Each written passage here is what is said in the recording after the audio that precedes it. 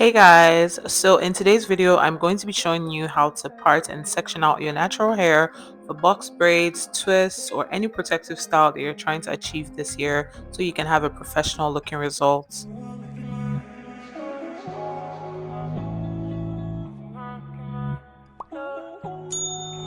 But you knew that. So if you still struggle with parting your hair, grab a pen and a paper because class is in session.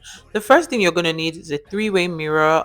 You're going to need some combs, some clips, some headbands, and you're going to need some shine and jam.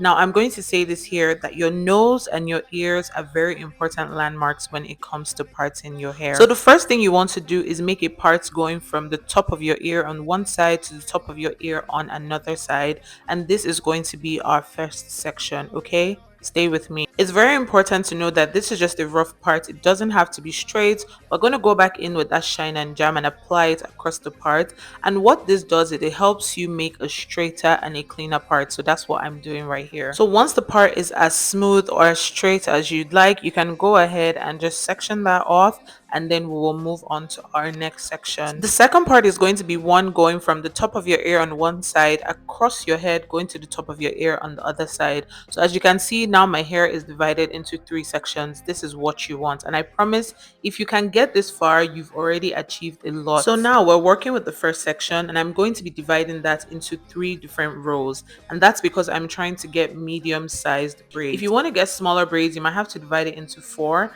and if you want to get bigger braids, then you can just divide that section into two, going again from one ear to the other. After cleaning up the part, I went ahead and divided it into three boxes because I'm about to do some box braids. The remaining two rows, I'm just going to braid and flat twist them down just to get them out of my way, and then we're going to move on to the next section. I just want to say here that if you do not have a three-way mirror, you do not have to go out of your way to buy one. All you need are two mirrors placed in a 45-degree angle from each other, and you want to put one in front of you and you want to put another one at the back of your head. And if you do it at the right angle, I promise you'd be able to see everything clearly. Now to get the perfect middle part, you want to use the tip of your nose as a guide. If you use your parting comb and follow the tip of your nose straight into your hairline, then you'd be able to get a perfect middle part every single time. This obviously comes with practice, but make sure you're using your nose as a guide. I'm leaving the section in the middle for last because I personally find it to be the most difficult one to do. Now that this section in front is divided into two equal halves, you want to go ahead and part it into about 5 rows. Again, I'm doing medium braids, so I decided to do 5.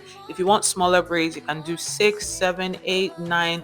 It really depends on the size of your braids, but because I'm going to be doing some medium sized braids, I divided it into 5, and I'm going to repeat the same thing on the other side as well. Now all you have to do is connect the rows from one side all the way to the other side, and you'd be done parting out that middle section. This section honestly frustrates me the most because it's the hardest to see, especially on the three-way mirror. But one thing I've noticed is when I use the regular 2 mirror method, it's always a lot easier to do this part because I have very thick hair, and depending on what kind of clothes I'm wearing, sometimes my hand gets in the way and I'm not able to see this back section very well. But with a big mirror in front of you and another big one behind, trust me, you'd be able to see it very clearly. If you want to save money by doing your own hair at home this year, then one thing that will really benefit you is learning how to part your hair and also pre-parting, because it makes your hair look very professional. It gives you salon quality results, and pre-parting also helps save time. For example, I'm going ahead to part all of the rows down, so by the time it comes down to braiding,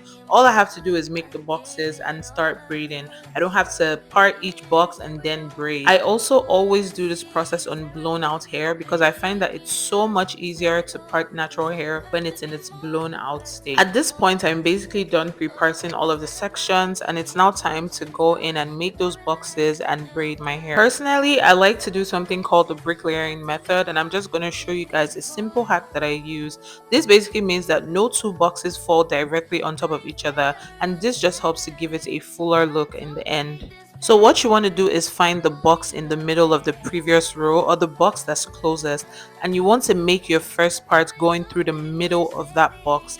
I always like to section off one side and then completely part of the left side in this case before returning back to that. And if you do it this way, you'd find that none of the two boxes are going to fall over each other. If you just start parting from the left and making boxes, there's every possibility that they will end up being exactly in the same location, and personally I don't like that look. but if that's what you like, then feel free to do that. I also just want to say that this is not my best parting work, so it's okay if your parts don't come out perfect either. When I did this hairstyle, I was honestly so tired and I was rushing through this video because I just wanted to get it out for you guys regardless. I was using it as a base for some miracle knots, so in the end the curls covered up the part and it really did not matter. So if you're doing this for the first or second time, don't be hard on yourself if your parts aren't coming out super neat. So just take your time, get your practice in, and I promise in no time you'll be getting salon quality results at home. I really hope you guys found this helpful. I'll see you in my next one. Bye.